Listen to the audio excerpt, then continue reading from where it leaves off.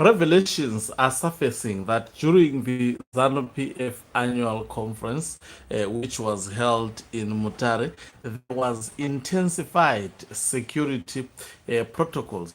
The security of either the president, the vice president, as well as also the ministers were prohibited from carrying the guns during the ZANU-PF conference, which was held in Mutare.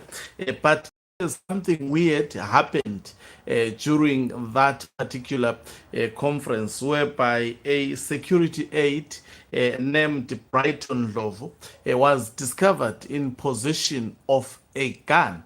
And from what has been documented by one of the online publications, a reliable one, indicate that faction of retired General Chiwenga is intensifying the probe into this security breach, whereby a security aide was allowed to get in with the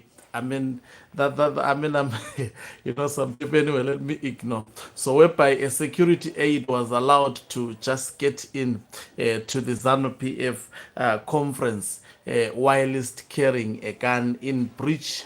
Was attempting, actually was caught and arrested, and is still in custody up to today. Greetings and welcome to your lovely channel, the Hlonipani Global News. If you're watching us for the very first time, please do remember to press the red or black subscribe button so that next time when we beam live, you become the very first one to watch us. Let me read the story so that you get the clear content of what transpired, then I will comment after.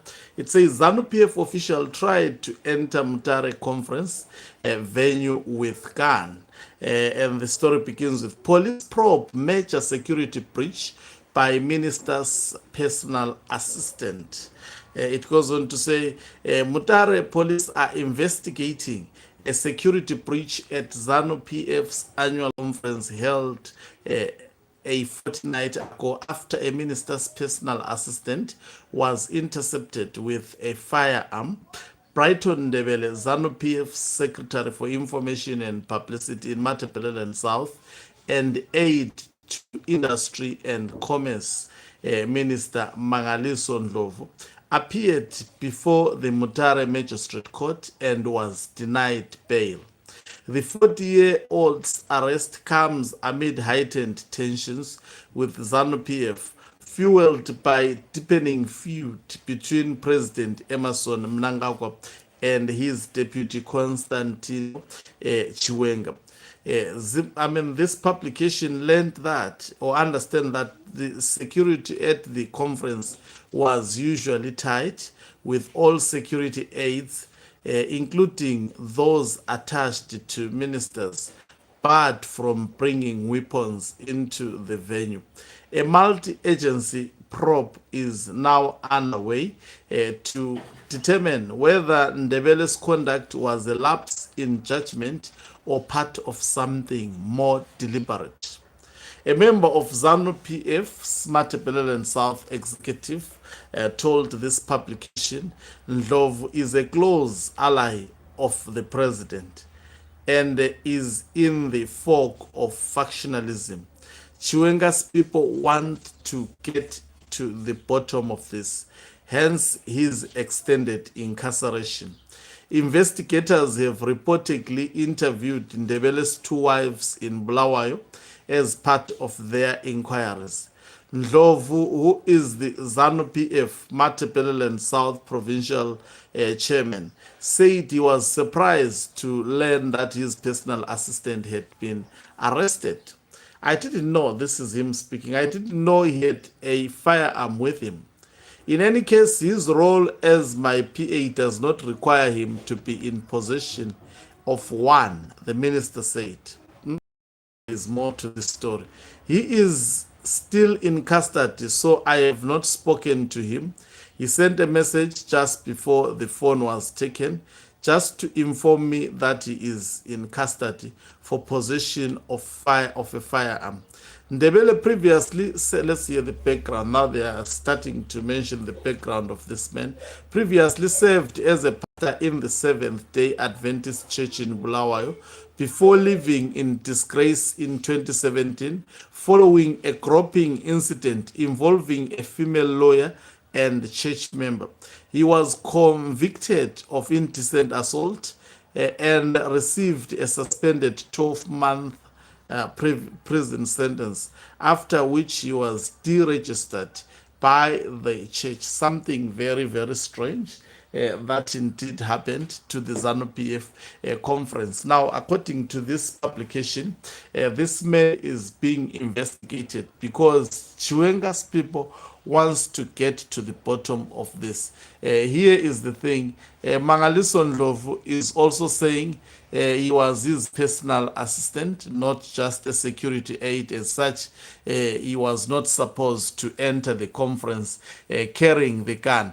Now, the fact that we have got Ndlovu, who is an ally of Emerson Tambutso Mnangagwa, pushing the 2030 mantra. Obviously, to Chiwenga may be perceived as an enemy to Chiwenga by virtue of choosing to align with himself with Mnangagwa. Now, his security aide, he's saying he had no knowledge that he had a gun. By the way, he was not supposed to even carry that gun. Now, also, we hear that security was tight. Remember, this was during the period where Blessed Geza had called for protest nationwide.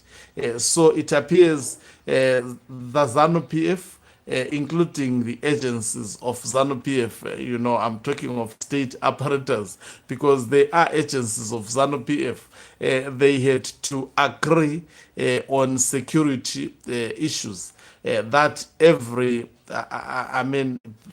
official who entered ZANU PF conference, the aides were not supposed to carry guns. So you can, it's actually, it's not usual for such things to happen. That is why I saw during that conference there were a lot of soldiers.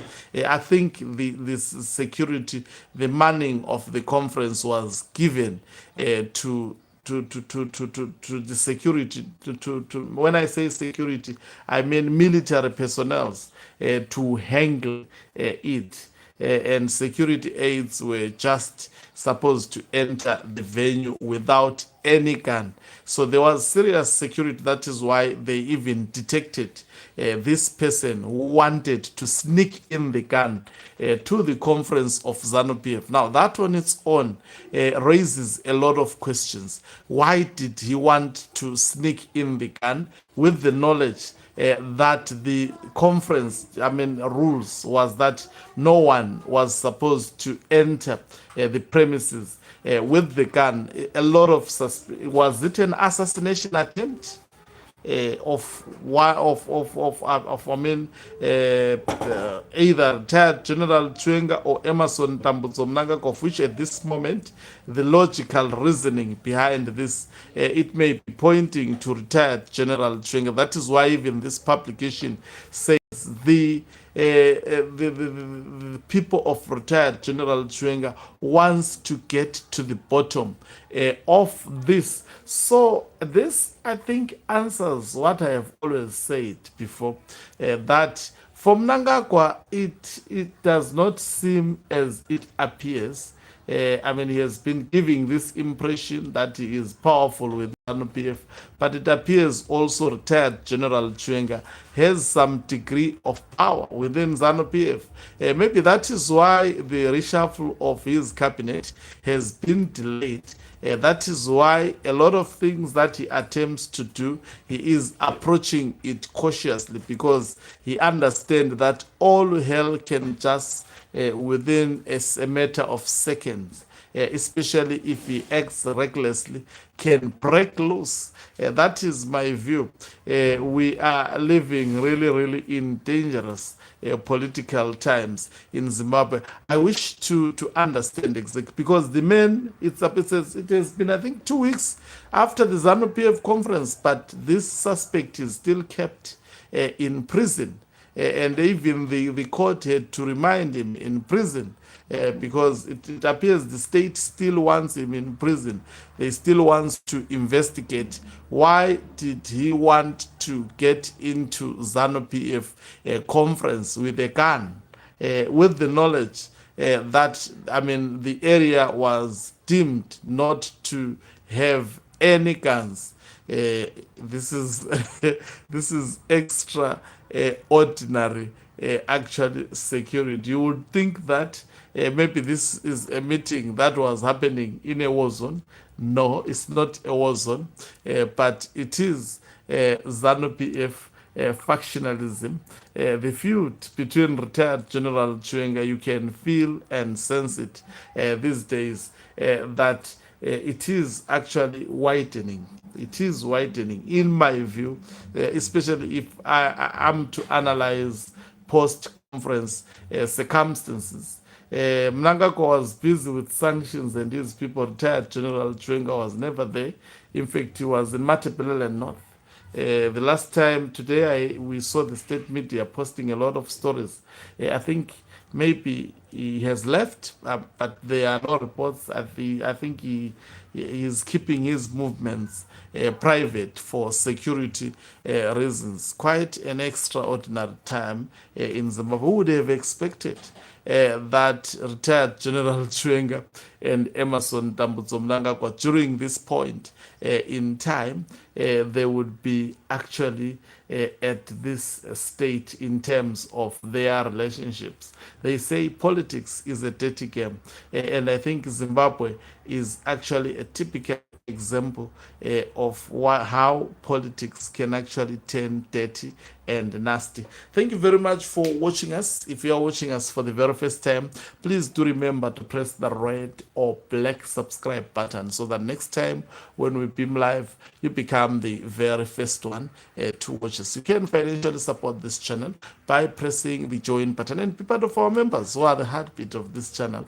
You can equally do so by pressing the thanks button and send us stars. Okay, Ncube Umhlabane is signing off. Let me live and love you. Let's meet on the other side of the live broadcast as I give you more.